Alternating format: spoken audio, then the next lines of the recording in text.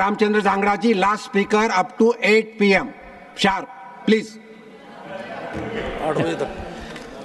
धन्यवाद मान्यवर। समय आपने इतना कम दिया है, वो आंकड़े वाकड़े तो हरियाणा का आदमी वैसे ज़्यादा आंकड़े जानता भी नहीं है, क्योंकि वो एक हरियाणा के घर में चोर बढ़ गया था तो कहने लगा, वो थाने में गया, जी मैं चोर को बांध के आया हूँ पैरों से और जल्दी मेरे घर में चलो उसको पकड़ो। कहने लगा पैर बांध के आया है, यार तू अच्छा आदमी है, हाथ खोल लेगा वो, फिर वो हाथों से बोला भी वो भी हरियाणा का, उसको भी ध्यान नहीं आएगी कोई ऐसी बात, चोर भी हरियाणा का। तो अब आंकड़े वाकड़े तो कैसे कहें जी हम।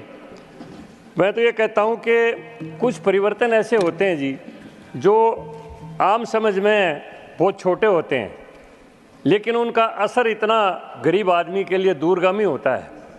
बजट के ऊपर काफ़ी चर्चा हो चुकी है और आंकड़े भी सारे दिए जा चुके हैं। देखिए, मैं एक बात कहूँगा, यूपीएससी के एग्ज़ाम हमेशा अंग्रेजी में होते थे, इंटरव्यू भी अंग्रेजी में होते थे। गांव में प्रतिभाओं की कोई कमी नहीं है, लेकिन भाषा की उनके सामने कठिनाई थी। प्रधानमंत्री जी ने इतना ऐतिहासिक दूरगामी निर्णय लिया कि यूपीएससी के एग्ज़ाम में भी अपनी मातृभाषा और हिंदी भाषा को लागू कर दिया। और मान्यवर, इसका परिणाम इतना सुंदर हुआ,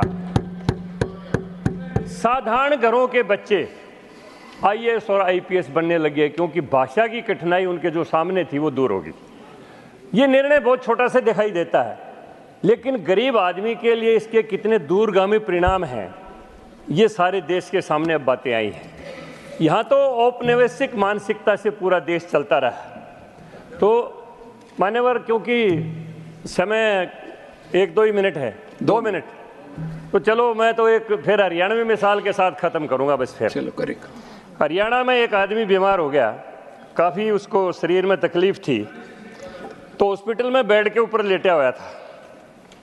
नर्स आई, नौजवान थी, बड़ी सुंदर थी, और उसने उसका हाथ पकड़ के कहने लगे, ताऊ क्या तकलीफ है?